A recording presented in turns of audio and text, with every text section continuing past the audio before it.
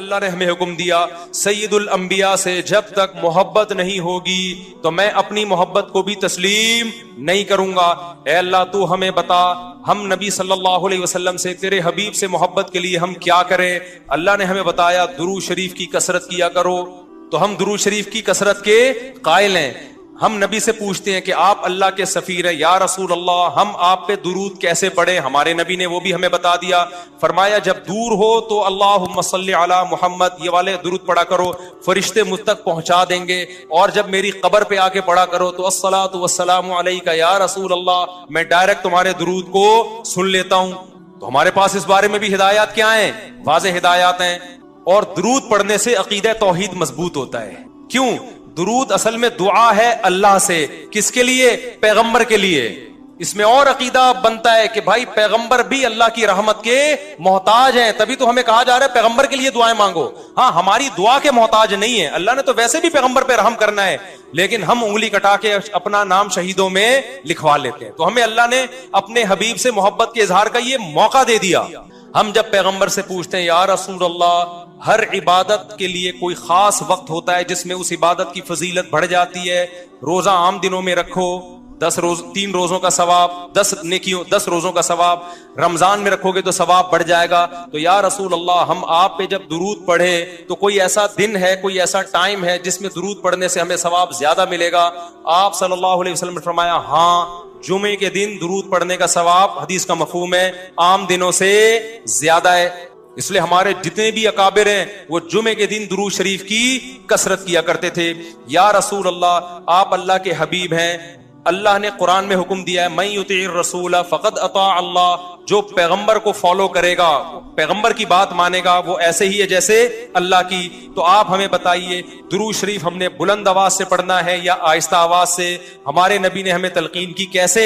آہستہ آواز سے. یا رسول اللہ درود ہم نے انفرادی طور پہ پڑھنا ہے یا جتھے بنا کے پڑھنا ہے؟ آپ صلی اللہ علیہ وسلم نے فرمایا دیکھو آخر میں ایک جنتی فرقہ ہوگا, وہ ہوگا جس پر میں اور میرے صحابہ کا عمل. صحابہ نے جتھے بنا کے درود کی محفلیں نہیں لگائی ہیں. جس صحابی کو جہاں موقع ملا انہوں نے کثرت سے پیغمبر پر درود پڑھا. ہم نے اپنے اکابر کو دیکھا ہے, اپنے علماء کو دیکھا ہے, آج بھی بزرگان دین کو دیکھا ہے, کوئی مسجد کے اس کے کونے میں بیٹھ کے تسبیح ہاتھ میں لے کے درود شریف پڑھ رہا ہوگا, کوئی مسجد کے اس کونے میں بیٹھ کے. میرے شیخ اور اپنے علماء مشائخ کو میں نے دیکھا ہے جب مسجد نبی میں جاتے ہیں 2 گھنٹے, 1 گھنٹے, 2.5 3 گھنٹے, عصر سے مغرب تک کا پورا ٹائم پیغمبر صلی اللہ علیہ وسلم کے روضہ رسول کے نبی کے روضے کے قریب سارا ٹائم درود شریف میں گزار دیتے ہیں. یہ وہ طریقہ ہے جو پیغمبر سے محبت کا اظہار کا اللہ نے آپ کو بتایا ہے. اے اللہ ہم اور کس طرح سے آپ سے محبت کا اظہار کر سکتے ہیں؟ اللہ نے فرمایا کہ جو پیغمبر سے محبت کرنا چاہتا ہے اسے پیغمبر کے اخلاق اور عادات اپنی زندگی میں لانے پڑیں گے. ہمارے پیغمبر صلی اللہ علیہ وسلم جب رات کو تہجد کے لیے اٹھتے تھے تو اس کا خیال کیا کرتے تھے کسی کی آنکھ نہ کھلے. جب رات کے وقت آپ گھر میں تشریف لاتے اتنا آہستہ آواز سے سلام کرتے کہ جو جاگ رہا ہے وہ جواب دے دے, جو سو رہا ہے اس کی آنکھ نہ کھلے. لیکن ہم پیغمبر سے محبت کا اظہار کیسے کرتے ہیں؟ موبائلوں کے سگنل کیا ہو گئے؟ بند. یہ محبت کا اظہار کا کیا ہے؟ اتنے بڑے بڑے جلوس, ناچ گانے اور جو میوزک, موسیقی اور تھرکنا اور پھڑکنا اور روڈ بلاک کر دینا, سیکیورٹی کے مسائل کا کھڑا ہو جانا گورنمنٹ کے لیے, اور کس قدر لوگوں کو تکلیف اور اذیت پہنچنا.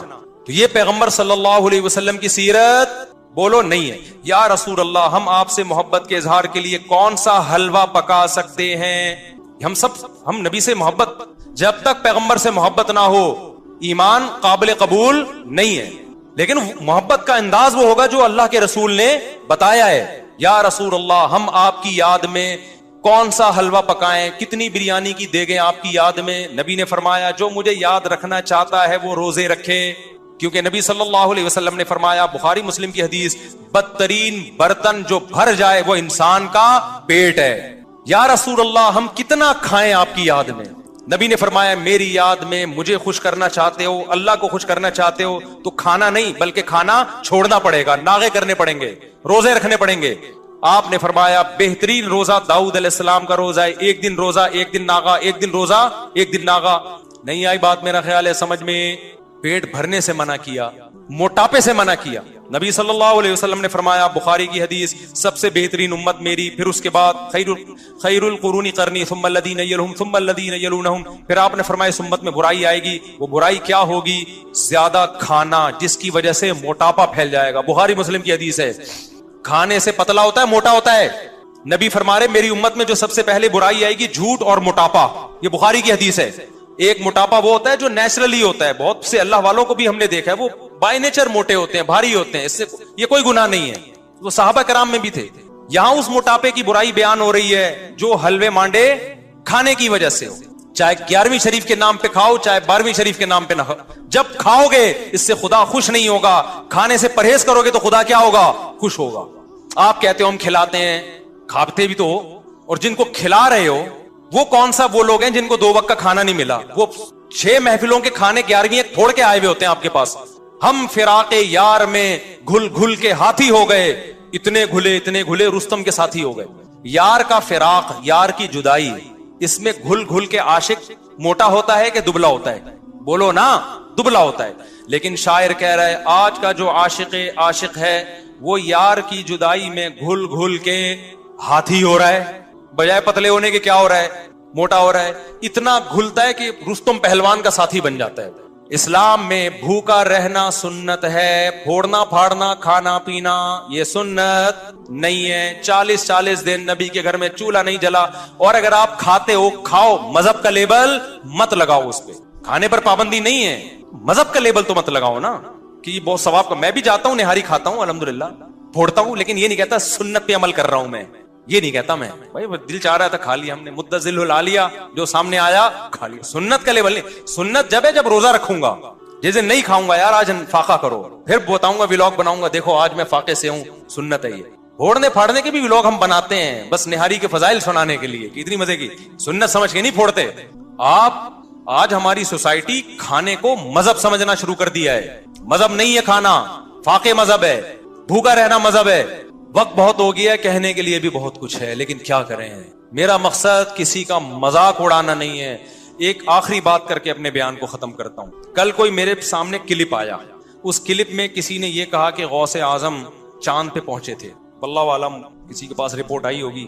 اچھا, بہت سے لوگوں نے الٹا سیدھا لکھا ہوا تھا, برا بلا کہا ہوا تھا. کیا وہ کہہ رہا تھا کہ امریکہ تو بعد میں چاند پہ گیا ہے, غوث اعظم پہلے چلے گئے تھے. اچھا, نیچے سب ملے جلے کمنٹس آ رہے تھے نا. ایک نے بڑا اچھا کمنٹ کیا, اس نے کہا اگر کوئی غیر مسلم بھائی یہ کلپ دیکھ رہے ہیں تو خدا را اسلام کو برا نہ سمجھیں, یہ جھوٹی خبر ہے. سمجھ رہے ہیں نا؟ یعنی اس بندے کو یہ خیال ہوا کہ یار یہ ہمارے آپس کے مسئلے ہیں, چاند پہ گئے تھے نہیں گئے تھے یہ رپورٹیں ہم کرتے رہیں گے, لیکن غیر مسلم جب یہ مذہبی اسکالر سے یہ بات سنے گا تو وہ کہے گا کہ یار یہ ہے اسلام. یہ اس پہ فخر کر رہے ہیں کہ انگریز ایک تو جا نہیں رہے چاند پہ, ہیں جانا تو ہم کو چاہیے تھا نا, کیا خیال ہے؟ ایک تو جا نہیں رہے ہیں, اوپر سے عذر لنگ بدتر از لنگ, عذر ایسا پیش کر رہے ہیں کہ ہم تو پہلے جا چکے ہیں. تو اس نے یہ لکھا کہ غیر مسلم کو کہا کہ کوئی غیر مسلم بھائی یہ دیکھ رہے ہو تو یہ اوریجنل اسلام نہیں ہے. یہ بڑا اچھا کمنٹس کیا, مجھے اس سے بڑا سبق ملا. میں نے کہا یار ہم ربیع الاول میں محرم میں جو کچھ بھی کریں یار, آپ دل کھول کے حلوے بھی کھائیں, مانڈے بھی, اور ناچیں بھی, اور گائیں بھی, اور جو بھی کرنا ہے کرو. غیر مسلم کو بس یہ بتا دو یہ اوریجنل اسلام نہیں, تاکہ وہ بدگمان نہ ہو. جب غیر مسلم محرم میں ہمیں ماتم کرتا ہوا دیکھے گا, خون بہاتا ہوا, وہ اس اسلام کی طرف مائل ہوگا؟ بولو نا. اس میں اٹریکشن, نماز کو دیکھ کے مائل ہوتا ہے, روزے کو دیکھ کے مائل ہوتا ہے, حج کو دیکھ کے مائل ہوتا ہے. لیکن محرم میں جو ہم خون بہا رہے ہیں, اپنا ہی خون بہا رہے ہیں, اس عمل کو دیکھ کے غیر مسلم ہماری طرف مائل نہیں ہوئی. جو کچھ ربیع الاول میں ہم کر رہے ہیں اس عمل کو دیکھ کے غیر مسلم اسلام کی طرف مائل نہیں ہوگا. تو آپ سب کچھ کرو, لیکن ہندوؤں کو سکھوں کو بتا دو کہ یہ سچی مچی کا اسلام نہیں ہے. سچی مچی والا اسلام وہ ہے جس میں رمضان کے روزے ہیں, جس میں پیر جمعرات کا روزہ ہے. مسلمان صبح اٹھتا ہے, سحری کے وقت میں کھاتا ہے اللہ کے لیے, سارا دن بھوکا پیاسا رہتا ہے. شام کو جب افطاری پہ دسترخوان پہ بھوک پیاس کے بعد کھانا رکھا ہوتا ہے اور اس کے منہ میں جب پہلا نوالا جاتا ہے تو پھر یہ دعا پڑھتا ہے, ذهب الظما, پیاس چلی گئی, وابتلت العروق, رگیں تر ہو گئیں, وثبت الاجر انشاءاللہ, اور جس خدا کے لیے ہم نے بھوک پیاس برداشت کی ہے اس خدا نے ہمارے نام اعمال میں روزے کا اجر لکھ دیا ہے. غیر مسلم اس اسلام کو دیکھ کے متاثر ہوگا جس میں آپ ماں باپ کے قدموں میں جنت تلاش کر رہے ہوگے. غیر مسلم اس اسلام کو دیکھ کے متاثر ہوگا جس میں گرل فرینڈ کا بھنگی اور چماروں والے رشتوں کا کوئی تصور نہیں ہے جس میں عورت سے وفائے بیوی بنا کے گھر لے کر آؤ، اس کو اس کی اولاد کے کفیل بن جاؤ. یہ ہے وہ پیارا اسلام جو کس نے دیا ہے؟ جو اللہ نے ہمیں دیا ہے، جس کو دیکھ کر لاکھوں کروڑوں غیر مسلم مسلمان ہوئے ہیں. اور جو اسلام کا رخ آج پیش کیا جا رہا ہے، دھرنے اور روڈ بلاک اور یہ سب، یہ والا اسلام کبھی بھی غیر مسلم اس کی طرف مائل نہیں ہوگا. تو جیسے اس نے غوث اعظم کی کوئی غیر مستند کرامت بیان کر دی نا، چاند پہ پہنچنے والی، جس کا کوئی ثبوت نہیں ہے، تو نیچے کسی نے کمنٹس کر دیے کوئی غیر مسلم بھائی، اس نے کہ الفاظ تھے غیر مسلم بھائی کو میں یہ بتاتا چلوں یہ سچی مچی والا اسلام نہیں ہے. تو آپ جو کچھ بھی کریں ایک بورڈ لگا دیں بھائی یہ ہمارا اپنا اسلام ہے، یہ سچی مچی والا اسلام نہیں ہے. سچی مچی والے اسلام میں قبر ایک بالش سے اونچی نہیں ہوتی. سچی مچی والے اسلام میں قبریں پکی نہیں ہوتی. سچی مچی والے اسلام میں حلوے مانڈے نہیں ہوتے. پوری دنیا کے ڈاکٹر اس پر متفق ہیں کہ میٹھا کھانا انسان کی صحت کے لیے انتہائی نقصان دہ ہے. میں کینسر کے اسپیشلسٹ سے ملا ہوں، ان کا کہنا ہے کہ سگریٹ اتنی نقصان دہ نہیں ہے جتنے حلوے نقصان دہ ہیں. نہیں ہے میرا خیال بات سمجھ. سگریٹ سے زیادہ نقصان دہ کیا چیز ہے؟ حلوے. کیونکہ سگریٹ سے وزن نہیں بڑھتا، میٹھے سے وزن بڑھتا ہے. اور وزن بڑھنے سے بلڈ پریشر بھی ہے، شوگر بھی ہے، کینسر بھی ہے، 20 بیماریاں ہیں. سگریٹ سے صرف کینسر ہے. یہ ڈاکٹر کی رپورٹ پیش کر رہا ہوں، ہوائی فائرنگ نہیں ہے. اس پہ ریسرچ پیپر بھی دکھا سکتا ہوں آپ کو. تو اسلام اس چیز کو کیسے پروموٹ کرے گا جس میں 30 پہ بھی کھانا ہے، 40 پہ بھی کھانا ہے، 11ویں پہ بھی کھانا ہے، 13ویں پہ بھی کھانا ہے، اور جناب ربیع الاول پہ بھی کھانا ہے، 10 محرم کو حلیم کی دیگ ہے. ہر تھوڑے دن بعد کوئی نہ کوئی کھانے کا پروگرام چل رہا ہوتا ہے. اسلام میں صرف ایک کھانا ہے، 2 کھانے خاندانی. ایک بقرعید کا کھانا، اس میں بھی میٹھا نہیں ہے، اس میں کیا ہے؟ گوشت. ایک عید الفطر کا کھانا، اس میں میٹھا ہے لیکن بہت تھوڑا، کھجور کے چند دانے. اور ایک ولیمے کا کھانا ہے جو شادی کے بعد ہوتا ہے، جو بعض لوگوں کو 4 دفعہ نصیب ہوتا ہے. اس میں بھی گوشت ہے، میٹھا نہیں ہے. اس میں بھی اولم ولو بشات، نبی نے فرمایا ولیمہ کرو اگرچہ بکرے کے ذریعے کیوں نہ ہو، ایک بکری کیوں نہ ہو. اسلام ایسی خوراکوں کو پروموٹ ہی نہیں کرتا جسے کھا کے آپ چوڑے ہو جائیں. گوشت کھا کے چوڑا نہیں ہوتا آدمی، موٹا نہیں ہوتا، کاربوہائیڈریٹ کم ہے اس میں. اور آپ میٹھے کو فوکس کر رہے ہو. یہ والا کہ میرے پاس تو مٹھائی کے ڈبے لا کے نا لوگوں نے جو آ رہا ہے مٹھائی کا ڈبہ لے کے آ رہا ہے گفٹ میں. میں پہلے گھر میں دیتا تھا، بچے کھاتے تھے، اب میں نے گھر میں دینا بھی چھوڑ دیا. میں نے کہا میں اپنے بچوں کو کیوں تباہ کروں اپنے ہاتھوں سے یار. لڈو کھا کے لڈو جیسے بن جائیں گے وہ. ہم نے اپنے بچوں کو فوکس کیا انڈے کھاؤ، گوشت کھاؤ، دودھ پیو.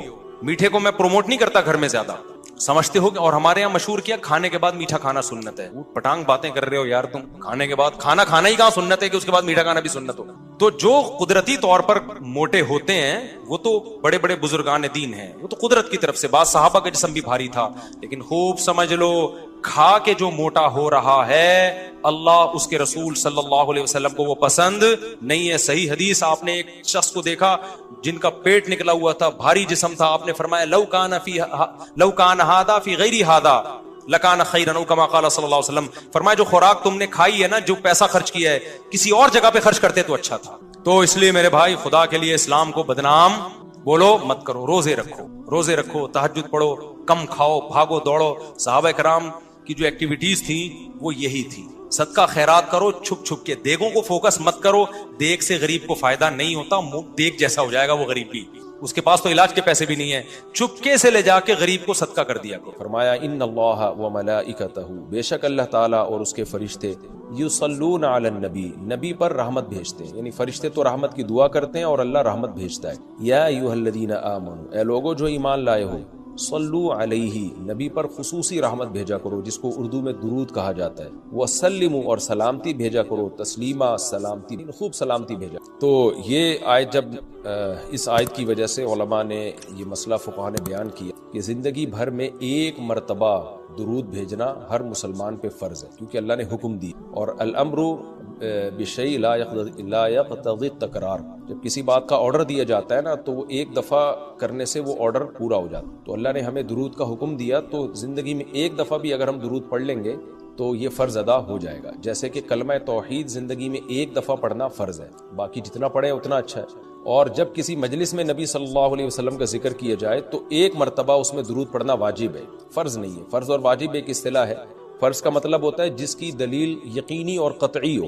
تو چونکہ قرآن نے درود پڑھنے کا حکم دیا تو وہ چونکہ یہ نہیں اللہ نے کہا کہ ہمیشہ پڑھتے رہا کرو، بلکہ پڑھو. تو ایک دفعہ پڑھنا اس قطعی یقینی دلیل کی وجہ سے فرض ہے. تو فرضیت ایک ایسی چیز ہوتی ہے جس کا انکار کرنے سے انسان کافر ہو جاتا ہے کیونکہ اس کی دلیل بہت مضبوط ہوتی ہے. اور دوسری حدیث میں آتا ہے کہ وہ شخص بخیل ہے کہ میرے سامنے اس کا تذکرہ کیا جائے اور مجھ پر درود نہ پڑے. تو اس حدیث یہ چونکہ خبر واحد ہے، کیونکہ ظاہر ہے قرآن جس طرح تواتر کے ساتھ ثابت ہے اس طرح اخبار آحاد جو خبر واحد ہوتی ہیں وہ اس طرح تواتر کے ساتھ ثابت نہیں ہوتی، تو اس میں تعویل کا بھی امکان ہوتا ہے. تو اس لیے فقہا خاص طور پر احناف جو ہیں فقہائے حنفیہ، انہوں نے فرض اور واجب ایک ٹرم بنائی ہے شرعی مسائل کو سمجھانے کی. تو اس لیے انہوں نے کہا کہ جب کسی مجلس میں نبی کا نام آئے نا تو اس مجلس میں ایک دفعہ کم سے کم درود پڑھنا واجب ہے. واجب کا درجہ تھوڑا سا فرض سے نیچے ہوتا ہے کیونکہ وہ حدیث سے ثابت ہے. تو اور پھر جب بار بار نبی کا نام آئے تو پھر بار بار پڑھنا واجب نہیں کیونکہ اس میں حرج ہے. ہاں مستحب ضرور ہے کہ جتنی دفعہ پڑھیں، جب بھی نبی صلی اللہ علیہ وسلم کا نام آئے تو لازمی درود شریف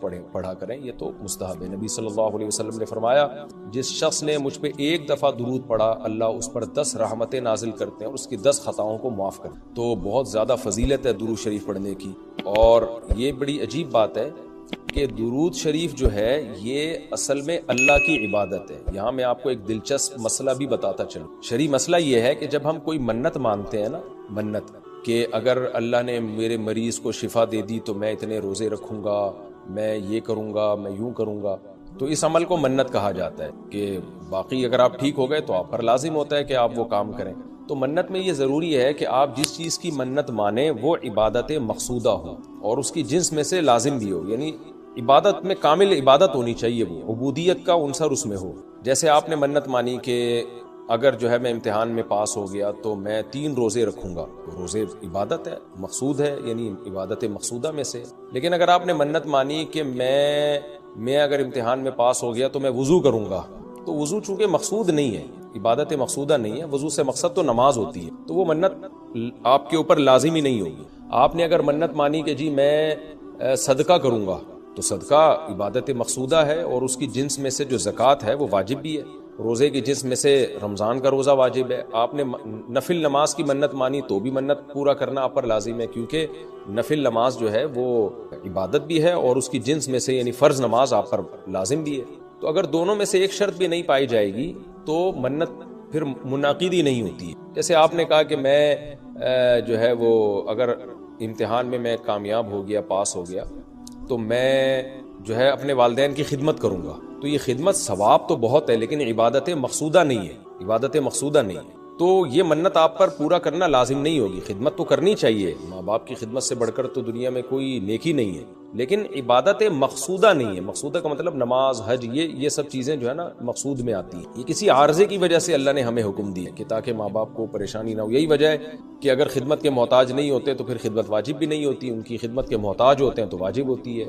لیکن نماز تو جب بھی ٹائم آئے گا آپ پر لازم ہوگی. زکوٰۃ تو سال گزرنے کے بعد جب بھی صاحب نصاب ہوں گے آپ پر لازم ہوگی، چاہے غریبوں کو ضرورت ہو یا نہ ہو، آپ پر تو زکوٰۃ واجب ہوتی رہے گی.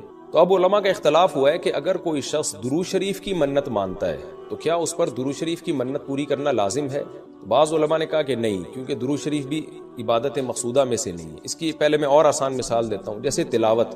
علماء کہتے ہیں اگر کوئی یہ منت مانتا ہے کہ اگر میں امتحان میں کامیاب ہو گیا تو میں 3 پارے تلاوت کروں گا، تو یہ منت پوری کرنا بھی واجب نہیں ہے کیونکہ قرآن پڑھنا بہت زیادہ ثواب تو ہے لیکن عبادت مقصودہ نہیں ہے. بلکہ مقصد قرآن سے کیا ہے کہ آپ کا دل بنے اور آپ کو آخرت کی یاد تازہ ہو، آپ کو شرعی حکام کا علم ہو. ثواب بہت ہے، ہر ثواب کا کام اصطلاحی عبادت نہیں ہوتا. خوب سمجھ لیں، عبادت کی بھی 2 قسمیں ہیں. ایک عبادت ٹرم ہے، اصطلاح ہے، اور ایک عبادت مجازن. ہم عبادت ہر اچھے کام کو عبادت کہتے ہیں، اس لحاظ سے تو کھانا بھی عبادت ہے کہ اگر آپ کی نیت اچھی ہے اس سے.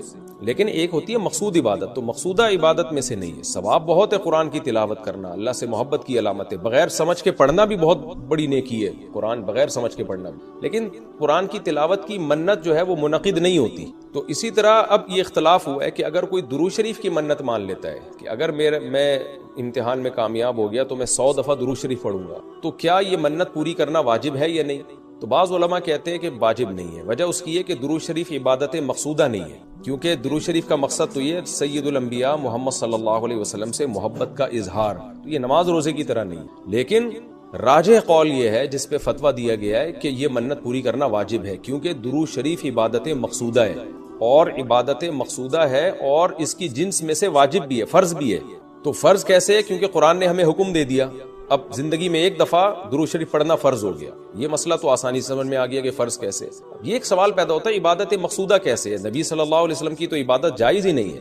اس کا بڑا دلچسپ جواب دیا حضرات فقہا نے کہ درود شریف اصل میں اللہ کی عبادت ہے جو ہم اللہ کو خوش کرنے کے لیے کرتے ہیں، کیونکہ اللہ نے ہمیں آرڈر دیا ہے۔ اور اس میں عبادت کا عنصر، عبادت کہتے ہیں جس کی جو ہے وہ جس میں عبودیت کا عنصر ہو، آپ بطور غلام جو کام کر رہے ہو، جس میں آپ کو لاجک پوچھنے کی بھی اجازت نہیں ہوتی۔ جیسے 5 نمازیں فرض ہیں نا، کیوں فرض ہیں بھائی؟ لاجک کی ہمیں حکم نہیں، ہم نے پڑھنی ہے۔ روزہ فرض ہے، اس کی حکمتیں اللہ نے بیان کی، لیکن وہ حکمتیں نہ بھی ہو تو روزہ رکھنا پڑے گا۔ تو درود شریف بھی عبادت مقصودہ میں سے ہے، اس لیے کہ اللہ نے ہمیں حکم دیا تو ہم اللہ کو خوش کرنے کے لیے اللہ کی غلامی کے طور پر پیغمبر پر درود بھیجتے ہیں۔ اس سے درود شریف کی اہمیت بہت زیادہ بڑھ جاتی ہے، اور اس میں بہت ساری حکمتیں حاصل ہو جاتی ہیں کہ ہم اللہ کو راضی کرنے کے لیے، کیونکہ اللہ نے ہمیں حکم دیا ہے، جیسے نماز کا حکم دیا، زکوٰۃ کا حکم دیا، اللہ نے کہا کہ تم یہ عبادت کرو گے میری، یہ ہوگی میری، کیونکہ دعا عبادت ہے۔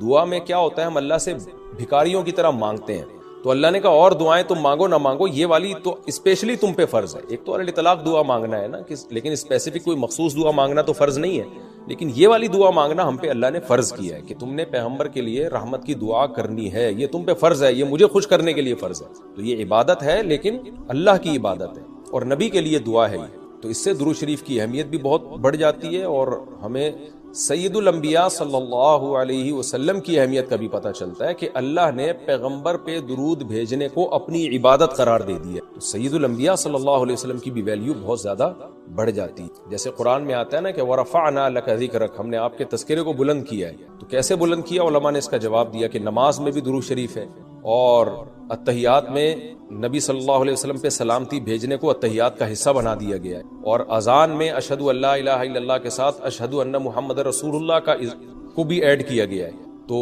اس سے سید الانبیاء صلی اللہ علیہ وسلم بہت زیادہ فضیلت ثابت ہو، تو اس لیے درود شریف کا اہتمام کرنا چاہیے۔ جیسے شریعت میں بعض عبادتیں بعض اوقات میں زیادہ پسندیدہ ہیں، آپ دن میں نوافل پڑھیں اس کا بھی ثواب ملتا ہے، لیکن یہ نوافل آپ رات کے آخری حصے میں پڑھیں تو تہجد بن جائے گی، بہت زیادہ ثواب ہو جائے گا۔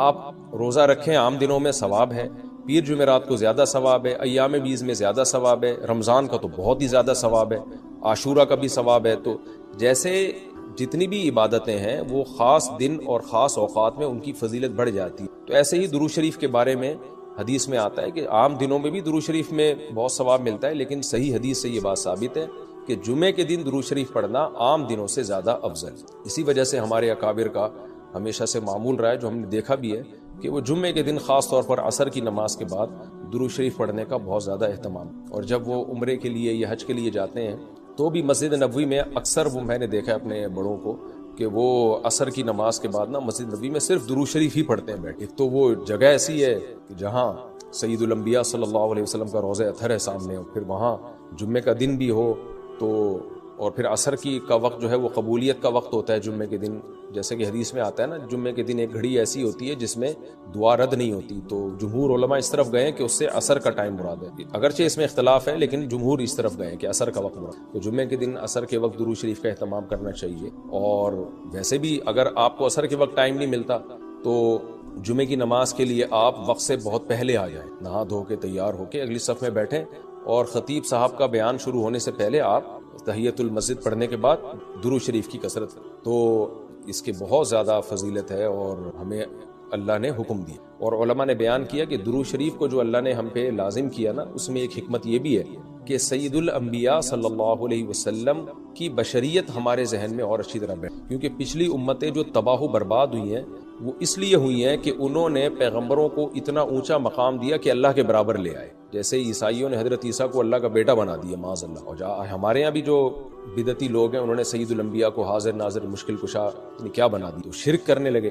تو درود شریف میں ایک حکمت یہ بھی ہے کہ جب ہم نبی کے لیے دعا کرتے ہیں اللہ تعالیٰ سے کہ اللہ سید الانبیاء پر اپنی خصوصی رحمتیں نازل فرما اور آپ پر سلامتیاں بھیج، تو اس سے ہمیں یہ بھی پتہ چلتا ہے، یہ عقیدہ ہمارے دل میں بیٹھتا ہے کہ محمد صلی اللہ علیہ وسلم بھی اللہ کی رحمت کے محتاج، تبھی تو ہمیں حکم دیا جا رہا ہے کہ ان کے لیے دعا مانگو۔ ہاں یہاں ایک اشکال ہو سکتا تھا اس کا کہ بھئی اچھا اس کا مطلب نبی ہماری دعا کے محتاج ہیں، تو نہ نبی ہماری دعا کے محتاج نہیں ہے، اللہ کی رحمت کے محتاج ہے۔ ہم دعا نہیں بھی مانگیں گے تو اللہ اپنے حبیب صلی اللہ علیہ وسلم پر رحمت بھیجے گا، لیکن اللہ نے ہمیں حکم یہ دیا تاکہ ہماری نظر میں یہ عقیدہ اور اچھی طرح مضبوط ہو جائے کہ تم بھی پیغمبر کے لیے اللہ سے دعا مانگا کرو۔ اس سے پتہ چلتا ہے پیغمبر تمہاری دعا کے محتاج ہو یا نہ ہو، لیکن اللہ کی رحمت کے بہرحال محتاج ہیں، اور پیغمبر بھی اس لائق ہیں کہ ان کے لیے دعا مانگی جائے، اور یہ اس سے ان کا مرتبہ کم نہیں ہوتا بلکہ مرتبہ بڑھ جاتا ہے، کیونکہ پیغمبر نے ہمیں یہ سکھایا ہے کہ یا ایھا الناس انتم الفقراء الی اللہ، اے لوگو تم سب کے سب اللہ کے در کے محتاج ہو۔ اور یہ جو میں نے کہا کہ پیغمبر اس لائق ہیں کہ ان کے لیے دعا مانگی جائے،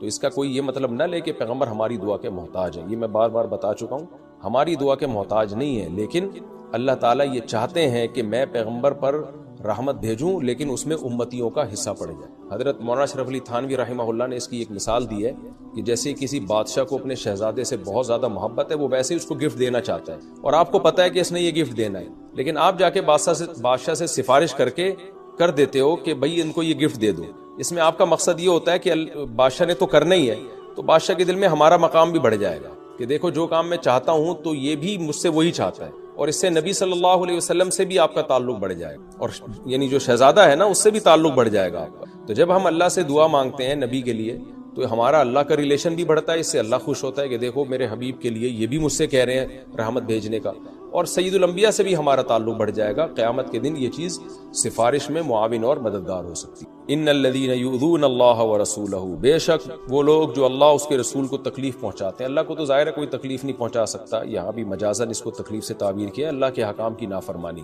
اور یعنی اللہ نے اپنے رسول کی تکلیف کو اپنی تکلیف قرار دیا۔ لعنہم اللہ فی الدنیا والآخرہ، ان پر دنیا اور آخرت میں لعنت ہو، کیونکہ منافقین یہی کام کر رہے تھے نا، میں نے بتایا کہ سورت کا حاصل یہی ہے، اس میں اہم مضمون یہی بیان ہوا۔ وَأَعَدَّ لَهُمْ عَذَابًا مُهِينًا، اور اللہ نے ان کے لیے ذلت والا عذاب تیار کر کے رکھا ہے۔ وَالَّذِينَ يُؤْذُونَ الْمُؤْمِنِينَ وَالْمُؤْمِنَاتِ، اور وہ لوگ جو مومنین اور مومنات کو تکلیف دیتے ہیں، عام مسلمانوں کو تکلیف دیتے ہیں، بِغَيْرِ مَكْتَسَبُوا، بغیر اس کے کہ جو انہوں نے کمایا، یعنی ایسے کاموں کو ان کی طرف منسوب کر کے تکلیف دیتے ہیں جو کام انہوں نے کیے نہیں ہیں، پروپیگنڈا کرتے ہیں، بدگمانیاں پھیلاتے ہیں، تو فقد احتملوا بہتانا، تو تحقیق ان لوگوں نے بہت بڑا بہتان اٹھا لیا۔ بہتان کہتے ہی بہت بڑے جھوٹ کو ہیں، وہ اثما مبینہ، اور کھلا گناہ، کیونکہ تکلیف کا ایک ذریعہ یہ بھی ہے کہ کوئی بھی اچھا کام کر رہے ہو آپ اس کی نیت میں شک کرنا شروع کر دو، حالانکہ وہ بری نیت نہیں تھی اس کی، کہ چلو ہے اللہ تو کیا کریں گے، بھئی اللہ ہے نا، ٹھیک ہے بھئی، بہت خوشی ہوئی ہمیں یہ سن کے کہ ہم کسی کو مانتے ہیں، اس کا نام کیا ہے، اللہ ہے۔ نہیں بھائی، مسئلہ بھی حل نہیں ہوا۔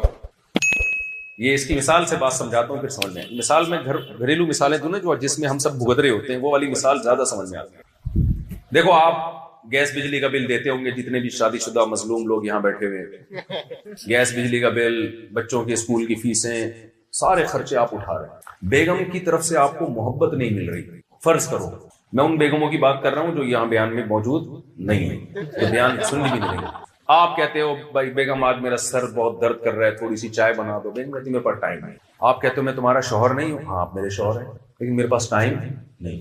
بیگم آج تم اپنی ماں کے گھر نہ جاؤ، آج میں تنہائی محسوس کر رہا ہوں، آج گھر میں ہی رہو۔ نہیں میں تو آج جاؤں گی، اپنی میکے جاؤں گی، آج میرا موڈ ہے کہ میں اپنی ماں سے ملوں۔ بیگم میں تمہارا شوہر نہیں ہوں، آپ میرے شوہر ہیں۔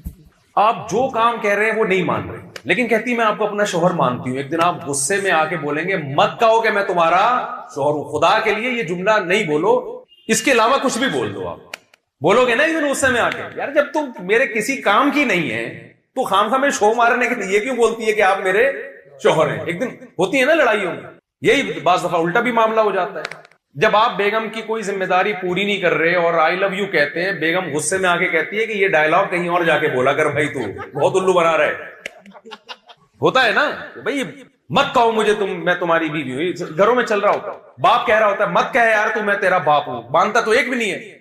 جب سے ہی ہمارا جو سوسائٹی لبرلزم کی طرف جا رہی ہے نا، مذہب ختم ہو رہا ہے، تو مجھے جو گھروں کے واقعات سامنے آتے ہیں نا، بیٹا باپ لگتا ہے اور باپ کیا لگ رہا ہوتا ہے، بیٹا۔ جو حرکتیں آج کل ہماری ینگ جنریشن کی چل رہی ہیں۔ تو اب ایک بات میں آپ سے کرتا ہوں کہ ہم نے یہ کہہ دیا کہ اللہ کیا ہے، کریٹر ہے۔ اب سوال پیدا ہوتا ہے کہ کیا کریں پھر؟ تو بھائی بات اب یہاں سے شروع ہوئی ہے، صحیح ہے نا؟ کسی کو جو آپ کا ریلیشن ہے نا وہ مان لینا آسان کام نہیں ہوتا۔ جب آپ نے بچے کے سامنے کہہ دیا میں تمہارا باپ ہوں، اس کا مطلب اب اسکول کی فیسیں کون بھرے گا؟ تمہارا باپ بھرے گا، کہتے ہیں نا تیرا باپ بھرے گا۔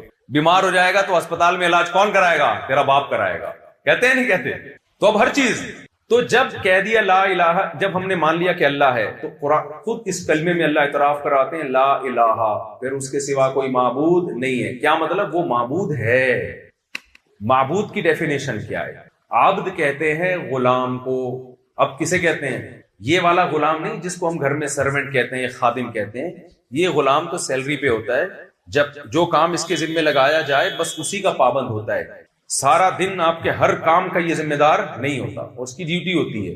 لیکن عربی میں جو عبد کا تصور ہے، غلام کا تصور ہے، وہ یہ کہ سر کے بال سے لے کے پاؤں کے ناخن تک اس پر اپنی مرضی نہیں چلے.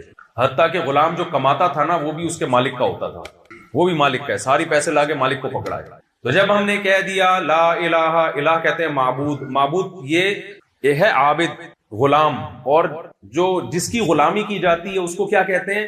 معبود. تو اگلے جملے میں اس میں آپ نے یہ اعتراف کر لیا کہ ہم کس کے غلام ہیں؟ اللہ کے. یعنی ہمیں اب اپنی مرضی سے کچھ کرنے کی اجازت نہیں ہے. اب کس کی چلے گی؟ اللہ کی چلے گی. وہ جو کہے گا وہی ہوگا. اس نے کہہ دیا سود حرام ہے. اچھا، یہ اللہ کے کرم ہے کہ اللہ نے اپنا جو انٹروڈکشن کروایا نا، جو اللہ کو سب سے زیادہ نام پسند ہے وہ ہے رحمان. آقا بہت سارے قسم کے ہوتے ہیں، ظالم بھی ہوتے ہیں، بالکل ہی نچوڑ کے رکھ دیتے ہیں غلاموں کو. تو اللہ نے کہا کہ تم سر کے بال سے لے کے پاؤں کے ناخن تک میرے غلام ہو، مگر میں سلوک تمہارے ساتھ غلاموں والا نہیں کروں گا. سلوک ایسا کروں گا جیسے ایک ریاست ہوتی ہے، کچھ مینجمنٹ کے لیے کچھ قوانین وہ دے دیتی ہے، لیکن اس میں تمہارا خیال زیادہ رکھتی ہے. تو میرے احکام ایسے ہوں گے جس میں تمہارا فائدہ ہے. ایسا نہیں کرنا کہ صبح سے لے کے رات تک تمہاری کوئی خواہش ہی پوری نہ ہو. نہ، تم کھا بھی سکتے ہو، پی بھی سکتے ہو، شادی بیاہ بھی کر سکتے ہو، اولاد بھی پیدا کر سکتے ہو، جاب بھی کر سکتے ہو، ٹریولنگ بھی کر سکتے ہو.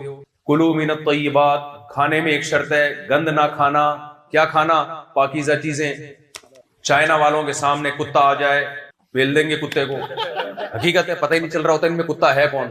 کیا خیال ہے؟ کتا بھی تھوڑا تہذیب سے کھاتا ہے. وہ کیا کرتے ہیں؟ کتے کو، زندہ کتے کو جلتی بھی کڑھائی میں ڈال کے پکاتے ہیں. تو کتا پن ہو گیا کہ نہیں ہو گیا؟ ایسے حرکتیں تو کتا بھی نہیں کرتا. انسان کی رحم کرو یار جانور کے اوپر. اب زندہ کتا ڈال رہے ہو یار اس کے اندر پکانے کے لیے. سور کھایا جا رہا ہے اور شرابیں پی جا رہی ہیں. تو اللہ میاں نے کہا میں نے انسان کو اشرف المخلوقات بنایا، یہ میرا غلام ہے، اس کو مجھ سے پوچھ کے کھانا ہے کہ کیا حلال ہے اور کیا حرام. دیکھو غیر مسلم کے ہاں حلال حرام کا کانسیپٹ نہیں ہے، ان کے ہاں لیگل ہے یا انلیگل ہے، بس اس سے زیادہ نہیں. وہ کہتے ہیں ریاست میں وہ کتا بھی کھا لو تو کوئی کیس تھوڑی بنتا ہے، ان کے یہاں کوئی کیس نہیں ہے. وہ کھاتے نہیں ہے، کلچر کھانے کا نہیں ہے کتے کھانے کا. جہاں کلچر ہے وہاں کھاتے ہیں، جہاں نہیں ہے وہاں نہیں کھاتے. لیکن اسلام کیا کہتا ہے؟ بھائی پہلے پرمیشن کس سے لینی ہے؟ بولو اللہ سے. دو طرح کی چیزیں حرام ہیں. کچھ چیزیں تو ایسی ہیں جو کبھی حلال ہو ہی نہیں سکتی. کچھ چیزیں تو ایسی ہیں جو کبھی حلال پیسوں سے بھی خریدو تو حلال نہیں ہوں گی. کتا آپ خون پسینے کی کمائی سے بھی خرید کے کھائیں تو حلال. اکثر میں چٹکلا سناتا ہوں، ایک آدمی نے مرغی چوری کی، ادھر سے ذبح کر دی الٹی طرف سے. کسی نے کہا بھائی ادھر سے تو حرام ہو جاتی ہے. اس نے کہا ویسے کون سا حلال تھی بھائی، ہے چوری کی مرغی ہے نا، سمجھ رہے ہو؟ چوری کی مرغی ہے. تو ایک تو کچھ چیزیں ایسی ہیں جو ہیں ہی کیا حرام، کچھ چیزیں اختلافی ہیں، حدیث میں واضح نہیں ہے. ابھی کیکڑا ہے، جھینگا ہے، یا اس طرح کے سمندر کی مخلوق. ابو حنیفہ رحمہ اللہ کہتے ہیں نہیں کھاؤ، حلال ناجائز ہے. امام شافعی کہتے ہیں کھا لو. تو اس میں پھر فقہا کا اختلاف آ جاتا ہے. اس میں پھر ہم یہ کہتے ہیں بھائی ایک فقہ کو فالو کرو، دوسرے پہ طنز نہ کرو، یا احتیاط کے پہلو کو اختیار کر لو. اور کچھ چیزیں ایسی ہیں جو بال اتفاق قرآن نے ان کو واضح کر دیا، حدیث نے بتا دیا کہ یہ حلال نہیں ہے. کتا، بلی، سور اور یہ جو پوٹ پٹانگ چیزیں آج غیر مسلم کھا رہے ہیں، ذبح کیے بغیر کھانا جائز نہیں ہے. یہ پابندیاں جو خدا کو غلام سمجھے گا وہ ان پابندیوں کو مانے گا. آزاد نہیں ہم. انہی حلال میں یہ بھی ہے کہ بعض دفعہ چیز حلال ہوتی ہے، جس طریقے سے حاصل کیا ہے وہ طریقہ حلال نہیں ہے، یہ اس میں بھی پابندیاں لگا دی. چوری کا پیسہ آپ نے کمایا، اس سے آپ زمزم خرید کے پی رہے ہیں، مدینہ کی کھجوریں خرید کے کھا رہے ہیں، تو کیا حلال ہو جائیں گی؟ یار بول لو بھائی، میں بھی تو بول ہی رہا ہوں. ہو جائیں گی حلال؟ نہیں ہوں گی. ہمارے ایک جاننے والے مسجد کا پیسہ چوری کرتے ہی عمرے پہ چلے گئے. وہ الحمدللہ عمرہ کیا انہوں نے. لوگ کر رہے ہیں، بہنوں کی وراثت کھا کے حج بھی ہو رہے ہیں، عمرے بھی ہو رہے ہیں. تو یہ حج بھی مقبول نہیں ہے، عمرے بھی مقبول، اس لیے کہ آپ نے جو سورس آف انکم تھی وہ کیا تھی، وہ غلط تھی۔ مشرکین مکہ بیت اللہ کی پوری تعمیر اس لیے نہیں کی کہ حلال پیسہ ختم ہو گیا تھا ان کے پاس، اتنی عقل ان میں بھی تھی۔ تو اب کیا مسئلہ ہے، یہ کچھ چیزیں حلال ہو ہی نہیں سکتی، کچھ ہے کہ طریقہ، سود بھی حرام ہے اسلام میں۔ اللہ میاں نے کہا احل اللہ البیع، بزنس کرو حلال ہے، لیکن بزنس میں سود والا طریقہ اگر ہوگا، غیر مسلم کہتا ہے کوئی اس میں مسئلہ نہیں ہے۔ مشرکین مکہ نے اعتراض یہ کیا تھا کہ بھائی آپ کسی کو 1 کروڑ روپے دے کے 10 لاکھ اس پہ فار ایگزامپل پروفٹ لیتے ہیں، تو ہم جب ادھار پہ چیزوں کو خریدتے بیچتے ہیں تو بھی تو اسی طرح ہی پروفٹ ہوتا ہے، سمجھ رہے ہیں بات؟ مثال کے طور پر یہ بوتل ذرا دکھائیں، یہ بوتل فار ایگزامپل کتنے کی چل رہی ہے آج کل؟ 50 روپے کی بوتل ہے۔ اب یہ 50 روپے کی بوتل میں کہتا ہوں کیش پہ 50 کی ہے، ادھار پہ یہ 60 کی، ادھار پہ کتنے کی ہے؟ 60۔ آپ نے اسی وقت طے کر لیا بھائی میں ادھار والی پیمنٹ پہ لوں گا، پیسے کل دوں گا، 60 روپے دوں گا، اسی وقت طے ہو گیا، کنفیوژن نہیں ہے، طے ہو گیا، یہ جائز ہے بالکل۔ مشرکین نے کہا یہی 50 روپے پہ ہم 10 روپے جب سود پہ لیتے ہیں تو یہ حرام کر دیا تمہارے خدا نے، اور وہی قسطوں کا جب ہم کرتے ہیں تو وہ کیا ہے؟ حلال ہے۔ تو یہ کھوپڑی میں آنے والی بات نہیں ہے۔ تو قرآن نے یعنی ان میں فرق کیا ہے؟ تو قرآن نے کوئی لمبی چوڑی حکمتیں نہیں بیان کی، قرآن نے کا فرق یہ ہے کہ ایک کو اللہ نے حلال کیا ہے اور ایک کو کیا کیا ہے؟ حرام۔ یہ فرق ہے، بہت بڑا فرق ہے۔ جو خدا کو مانے گا وہ اس بحث میں نہیں پڑے گا کہ اس کا نتیجہ کیا ہے، وہ کہے گا بھائی جس خدا نے قسطوں پہ بزنس کو حلال کر دیا، اس نے سود پہ بزنس کو کیا کر دیا ہے؟ حرام کر دیا، تو بس ہمارے لیے کافی ہے۔ جو غلام ہوتا ہے وہ نہیں اس سے آگے پوچھتا۔ آج ہماری لبرل خواتین سے جب بات کی جائے پردہ فرض ہے تو کتنی لمبی چوڑی تقریریں، بھائی اصل تو نگاہوں کا پردہ ہوتا ہے۔ ارے ہم نے بھی بڑی پردے والیاں دیکھی ہیں، اوپر سے برقعے ہوتے ہیں، اندر سے ان کی حرکتیں ہمیں پتہ ہے۔ ارے بھائی اصل تو دل ہے۔ بھائی جو غلام ہوگا نا، جب اللہ نے عورت کو کہہ دیا کہ جب گھر سے باہر نکلیں تو جسم پہ پردہ ہونا چاہیے، اور نامحرم اور محرم کی اللہ نے قرآن میں فہرست بیان کی ہے، جس سے نکاح ہو سکتا ہے وہ نامحرم ہے، جس سے زندگی میں کبھی نکاح نہیں ہو سکتا وہ محرم ہے، اس سے پردہ نہیں ہے، جس سے زندگی میں کبھی بھی نکاح ہو سکتا ہے اس سے پردہ ہے۔ تو غلام کا کام آگے بحث میں پڑھنا نہیں ہے۔ سمجھتے ہو کہ نہیں سمجھتے؟ آج کل ایک نیا قانون آیا ہے، اب زیادہ میں گہرائی میں نہیں جاتا، وہ جو LGBT ٹائپ کی بےہودہ چیزیں ہماری سوسائٹی میں لائے جا رہے ہیں، اسلام نے الاؤ کیا، خدا نے اجازت دی اس کو۔ بھائی فیلنگ، مجھے یہ والی فیلنگ ہے تو وہ والی فیلنگ ہے۔ اللہ میاں نے آپ کو اگر غفار پیدا کیا ہے تو آپ ساری زندگی غفار ہی رہیں گے، جمیلہ بننے کی کوشش نہ کریں۔ آپ آج آ رہے ہیں فیس بک پہ، پہلے ان کا نام وسیم تھا، آج کل پہلے محمود نام تھا، محمودہ رکھ لیا انہوں نے نام۔ بھائی یہ نہیں ہے، یہ نیچر چینج نہیں کر سکتے آپ۔ تو گورا تو کنفیوز ہے نا، وہ تو ٹینشن میں کہ یار میں کروں کیا، وہ قانون بنا رہے ہیں، ہمیں کوئی ٹینشن ہے۔ تو خدا کے غلام ہے، اس نے ہمارے لیے اخلاقیات کا دائرہ کھینچ دیا کہ اس سے آگے جانے کی اجازت نہیں آپ کو۔ میں جلدی سے بات کو سمیٹ کے ختم کرتا ہوں۔ تو ہم نے جب مان لیا نا کہ معبود ہے تو اس کا مطلب ہمارا خدا سے رشتہ ہے، اب ہمیں اس سے پوچھنا پڑے گا۔ تو الف لام میم میں اللہ نے کلمے کو ثابت کر کے نا پھر پورے حکام دیے ہیں کہ یہ بھی کرنا ہے، یہ نہیں کرنا، یہ کرنا ہے، یہ نہیں کرنا، یہ کرنا ہے، یہ نہیں کرنا، پوری تفصیل ہے جو آپ علماء سے سنتے رہتے ہیں۔ اللہ تشرکو باللہ شیئا، اللہ کے ساتھ شریک نہ کرو، وبالوالدین احسانا، ماں باپ کو اولڈ ہاؤس میں جمع نہ کراؤ۔ گورے کے پاس قرآن نہیں ہے، اس نے ماں باپ کا حل کیا رکھا ہے؟ یار بوڑھے ہو گئے، ٹینشن ہے، گورنمنٹ نے ادارے بنائے ہوئے، وہاں رکھو، اچھا لائف کو ان کو انجوائے کرنے دو، اور یہ ہمیں بھی لائف کو انجوائے کرنے دیں۔ قرآن نے کیا کہا؟ جس کو بوڑھے والدین ملے، حدیث میں آتا ہے، حدیث بھی قرآن ہی کی تشریح ہے، جس کو بوڑھے والدین ملے اس نے ان کی خدمت کر کے اپنے اوپر جنت کو واجب نہ کر لیا، اس پر اللہ کی لعنت، کہ اتنا بہترین جنت کا آپشن اس نے ضائع کر دیا۔ یہاں ڈیفنس ہے، یہاں کتے پالنے کا بڑا رواج آ رہا ہے، ڈیفنس میں جو ہے نا شو کے لیے کتے بہت پالے جا رہے ہیں۔ معذرت کے ساتھ اسلام میں کتا پالنا جائز بولو نہیں ہے، گورے پالتے ہیں، ان کو پالنے دیں یار، صرف حفاظت کے لیے رکھ سکتے ہو آپ اگر ضرورت ہے حفاظت کی، یا شکار کے لیے رکھ سکتے ہیں آپ، شو کے لیے، دل بہلانے کے لیے نہیں رکھ سکتے۔ انگریزوں میں جو کتے پالنے کا رواج آیا نا، جب ان کے فیملی سسٹم تباہ ہوا ہے، بچے مارکیٹ سے کیا ہو گئے؟ شارٹ، دل بہلانے کے لیے جانور رکھنے پڑے ان کو۔ تو یہ ڈیفنس والوں سے میری ایک گزارش ہے کہ کتے دیکھو، جب اللہ نے ایک حکم دے دیا تو چھوڑ دو یار۔ لوگ کہتے ہیں وفادار ہے، تو وفاداری سے فائدہ اٹھانے کی اجازت دی ہے، شکار کرو نا اس سے، حفاظت کے لیے ضرورت ہے تو رکھو، وفاداری ہے تو جانور نا۔ دیکھو جانور میں اچھی کوالٹی اس کی اپنی سوچ سے نہیں ہوتی، اسی وجہ سے اس کو ثواب نہیں ملتا، اس میں وفاداری کے سافٹ ویئر انسٹال ہوئے ہیں، وہ بے وفا بن ہی نہیں سکتا۔ یہ خوبی نہیں ہے کتے کی کہ آپ اس سے محبت کرنا شروع کر دو، انسان وفادار بنے پھر محبت کرو، کیونکہ وہ بے وفا بھی بن سکتا ہے اور وفادار بھی، اپنے اختیار سے وفا کر رہا ہے، اس سے محبت ہوگی اولاد میں، جو آپ کی اولاد وفا کرتی ہے۔ کتا تو اس میں تو سافٹ ویئر ایسے انسٹال ہو گئے ہیں، وہ بے وفائی کر ہی نہیں سکتا، تبھی اس کو نہ ثواب ملتا ہے۔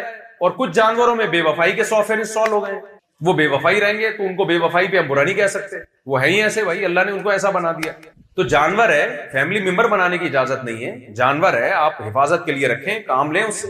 نبی نے فرمایا جس نے کتا پالا روزانہ اس کی نیکیوں میں سے ایک قیراط کم ہوتا رہے گا، نیکیاں ضائع ہوتی رہیں گی۔ شکار کے لیے جیسے پیرٹس پالے ہوئے ہیں، پرندے پالے ہوئے ہیں، ان کی حفاظت کے لیے رکھنا ہے، یا کوئی سیکیورٹی کا مسئلہ ہے، پھر کتے سونگ کے بتا دیتے ہیں کہ سسرال والے آ رہے ہیں کہ یا دوسرے لوگ آ رہے ہیں، پہلے سے کتوں کو پتا ہوتا ہے، ٹھیک ہے نا، تو سالے والوں کو ڈرانے کے لیے رکھے ہوئے ہیں، وہ ایک الگ بات۔